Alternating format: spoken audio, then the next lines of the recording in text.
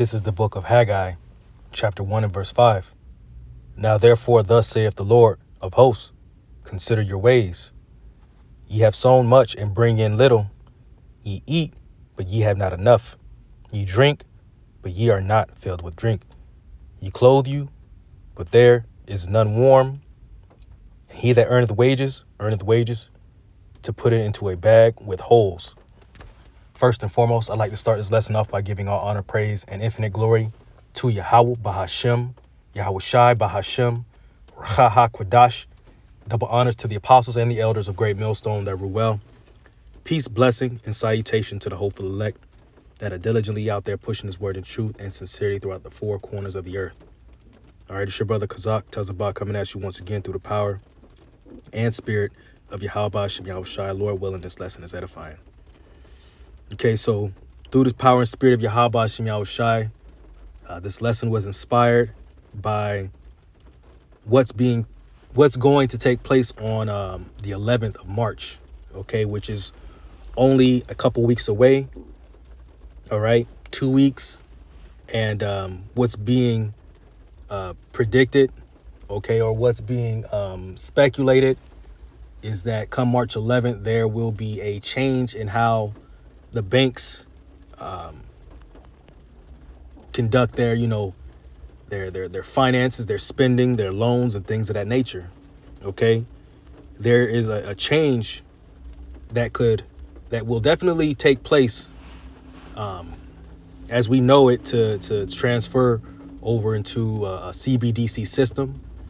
All right, a digital system that will be monitored and tracked by the Federal Reserve. Okay, and in order for this system to be implemented, there has to be certain changes. Okay, whether that's in the form of going through legislation, okay, making policies and changes, okay, pursuant to banking laws, okay, or in the event of a false event, okay, or something that take place that could cause this whole system to be changed in a matter of minutes, okay, seconds, such as an EMP or outage.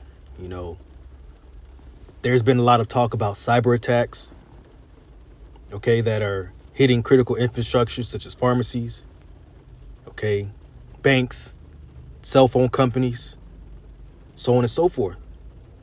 Okay, now these devils, Esau, Edom, who is in power, okay, these are the ones who are bringing forth these legislations and these laws, man. Okay, and with them being in power, it has caused this system to fail.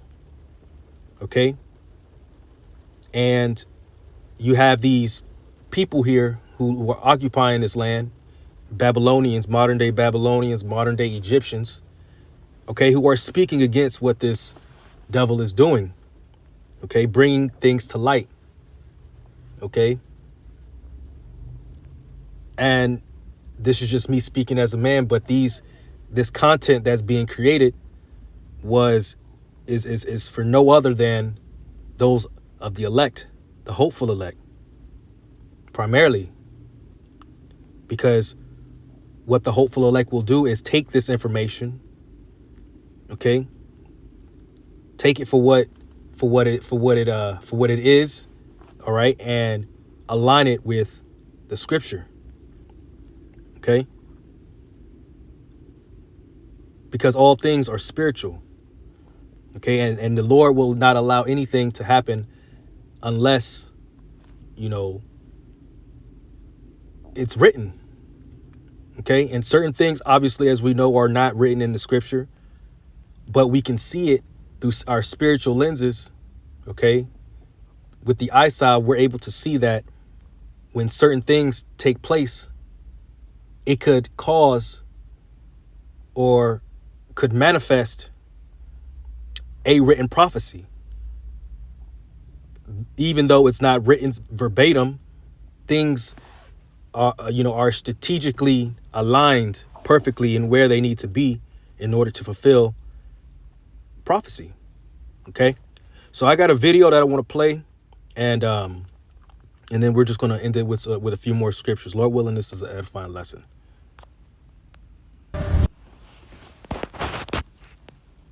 A lot of people are saying that banks are going to collapse after March 11th. Fox is saying that 2024 is going to be the biggest crash of our lifetime. CNN is saying that Wall Street is worried about another regional banking crisis. You have doomsayers on social media saying the exact same thing, but they're amplifying it. So what's happening on March 11th that's going to lead to this inevitable crash? The reason why this happened is because of the bank failures that happened in 2023. There were 5 total bank failures last year, Silicon Valley, Signature Bank, and First Republic being the largest ones. The Federal Reserve came in and implemented the Bank Term Funding Program, also known as BTFP. Pretty much cheap loans given to banks to make sure that they could stay liquid amidst all the hard times. And for a while, banks actually were making money off of this because the interest that they had to pay was less than the interest that they were getting holding their reserves at the Fed. The banks were actually getting 0.47% in profit by doing this. Now those loans are coming to an end. Right now, the total balance of all the loans taken, at least last month, was $161 billion.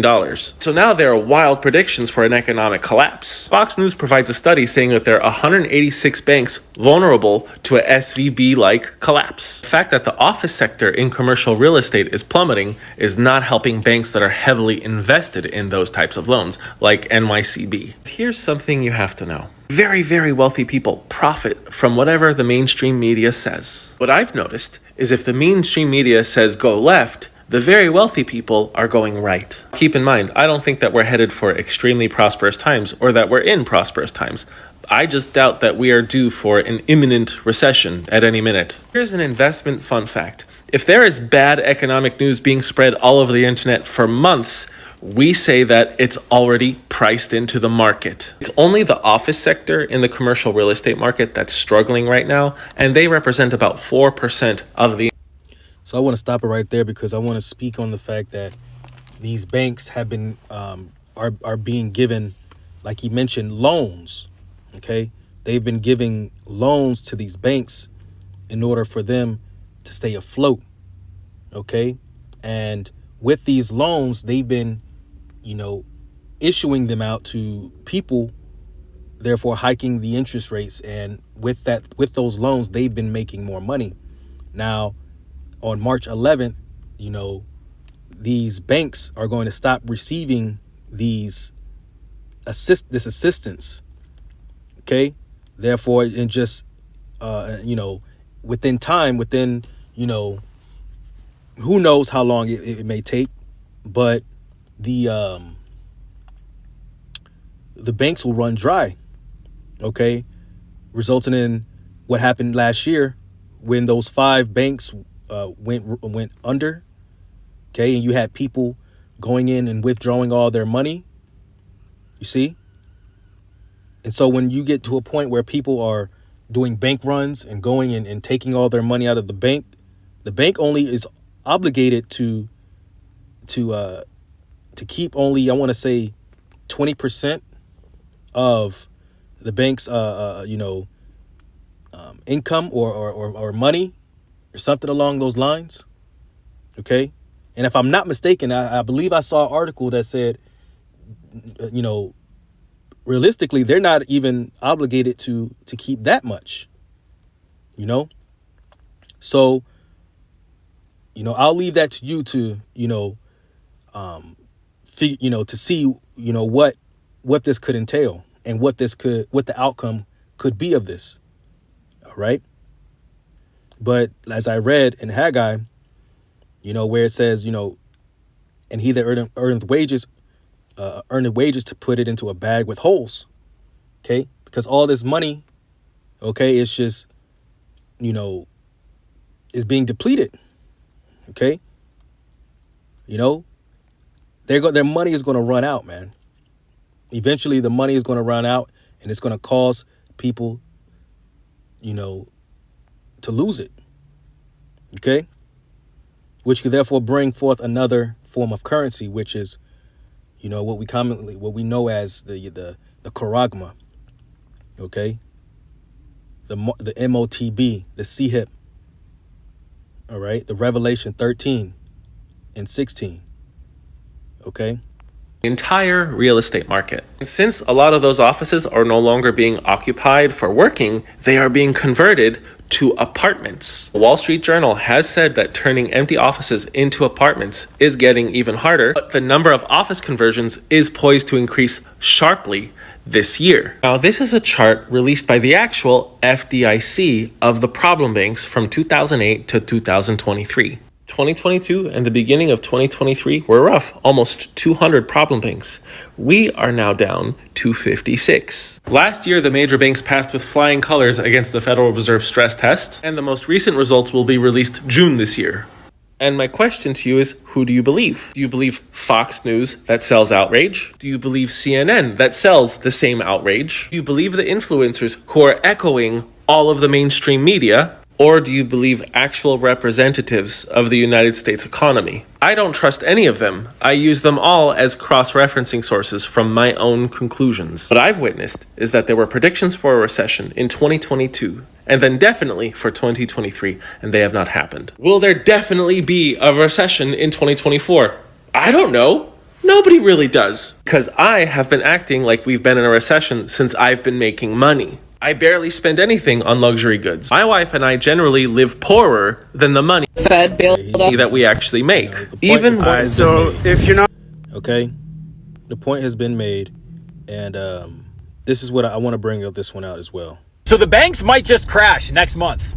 And the reason why is because there is a pretty crucial program ending the second week of March, and it's called the Bank Term Funding Program, the BTFP. Now, the Federal Reserve created this after the banking crisis last March, a year ago, whenever you had the failures of Credit Suisse, Signature, Silicon Valley Bank, First Republic. You had some pretty big failures, and they created this system, this program, where the Federal Reserve would give banks that were struggling 100 cents on the dollar. So full value for whatever bad collateral they had, so that these banks could continue to have liquidity, continue to have cash.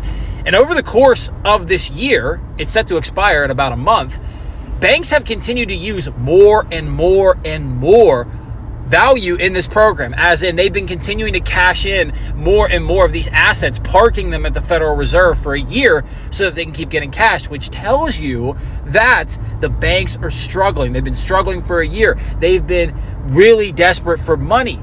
And if they actually let this program expire, the banks could go down. I don't know what the balance sheets look like exactly. I'm not the CEO. I'm not crunching the numbers. I'm not cooking the books in the kitchen. I'm no filet mignon chef when it comes to financial alchemy. But I will say this. JP Morgan, Bank of America, they posted some pretty big unrealized losses, 30, 60, 90, 120 billion, whatever it is. They were pretty fucking huge. And if they can't get cash all of a sudden from the Federal Reserve, I'm not saying they'll fail overnight. I'm not saying they're going to fail at all, but it's just something to be aware of. If you have a ton of money parked in one bank, you might want to diversify that now. Should have done that in the first place. Should have done that years ago. But you know what they say, the best time to plant a tree was 20 years ago. The second best time is now. If you haven't planted your tree, plant it today, because I would totally diversify where my money is in banks and or have some physical cash, because, I mean, the world's uncertain, and if that program actually expires, you know, there's a lot of chaos that could come from it that we just can't predict. I'd rather be safe than sorry. Let me know what you think down in the comments about the BTFP if you're aware. Okay, so, hey, man, March 11th is definitely a day, all right, to keep your eyes, you know, on the prowl for, I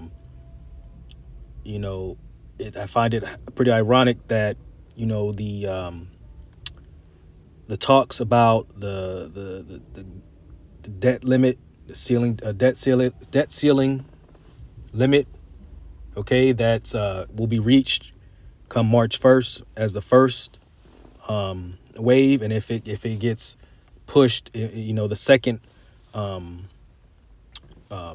that's if it doesn't, there will be a temporary shutdown on the first, and then if it doesn't get raised by the 8th okay, that's going to bring forth a full government shutdown.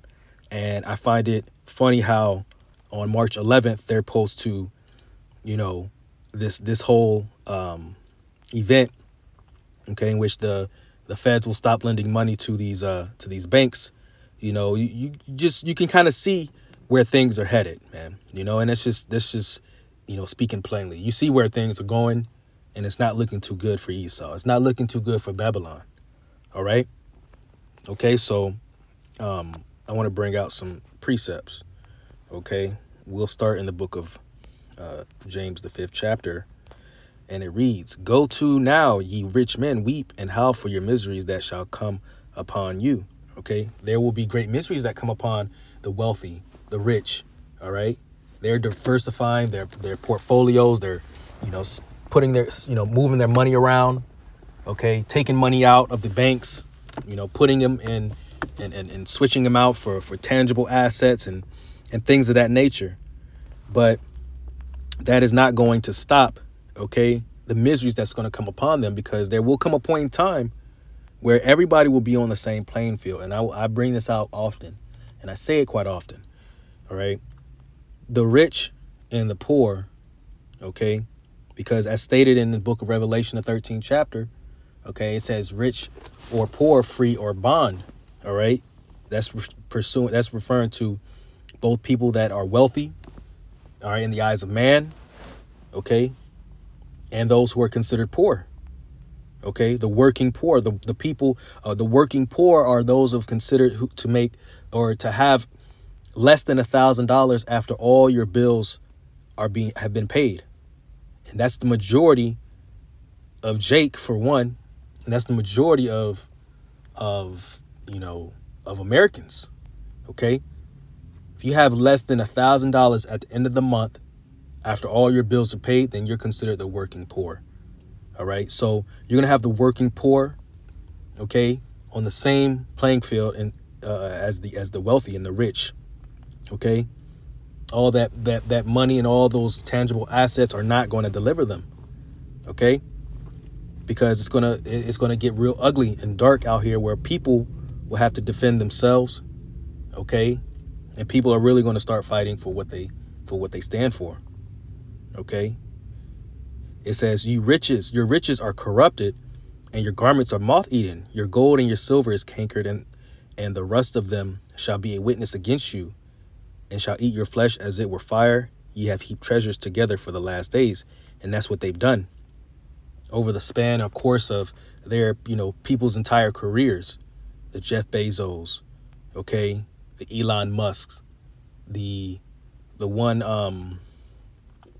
Edomite, I can't remember his name, but he's a huge bank investor. All right.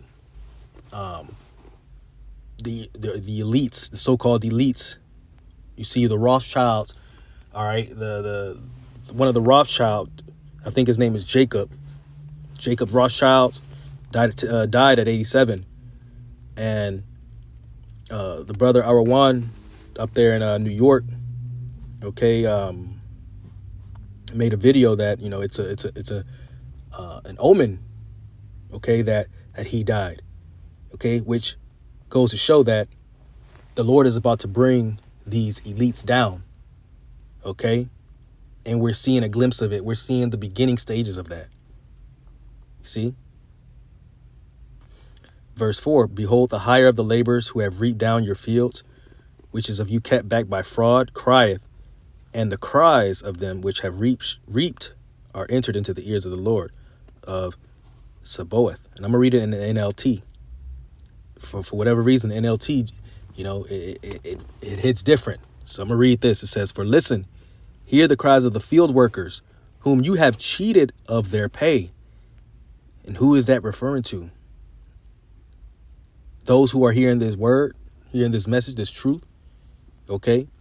And those who are just barely getting by, okay, struggling to pay bills, okay, struggling to have to keep a roof over their head, to keep a car, to keep gas in their tank, okay, which I want to say is at least 90% of the population.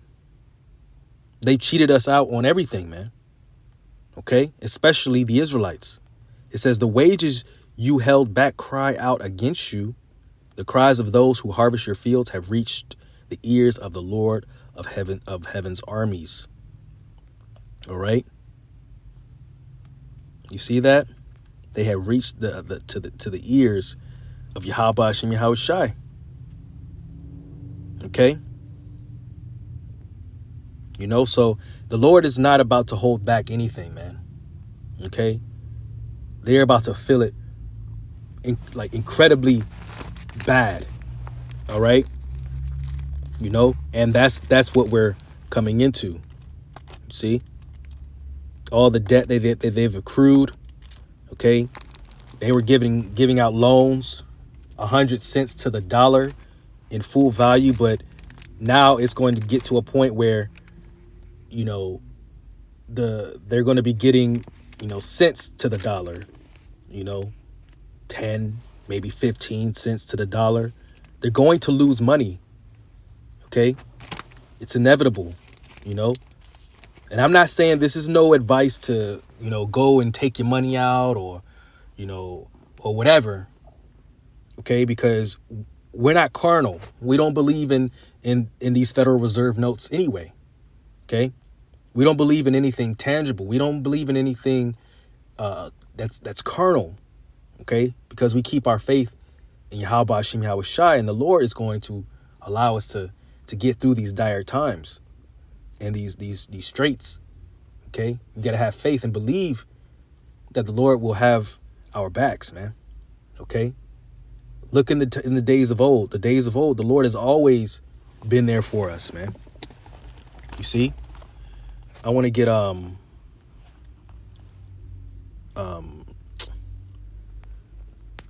what is it? Sirach, the 2nd chapter. Sirach, chapter 2 and 10. Look at the generation of old and see, did any ever trust in the Lord and was confounded? Or did any abide in his fear and was forsaken? Or whom did he despise that called upon him? You see, those are all questions, rhetorical questions, because it never happened. You see, anyone who trusted in Yahweh Hashem Yahweh Shai, when we called upon him, he heard us, man. And he always delivered us. Okay? But for the mass majority of these people, they don't even know the Lord, let alone acknowledge him to exist.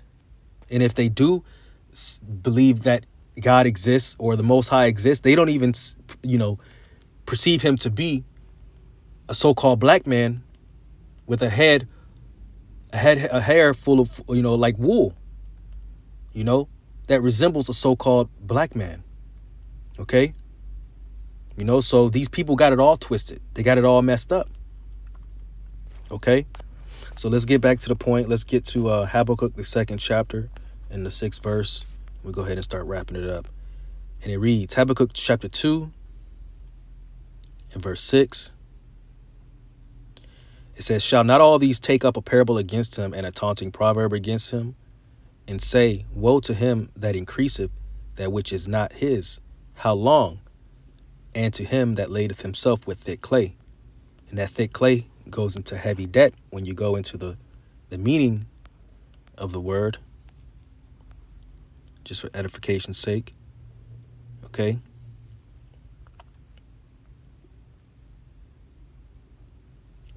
It says wedges or weight of pledges, heavy debts.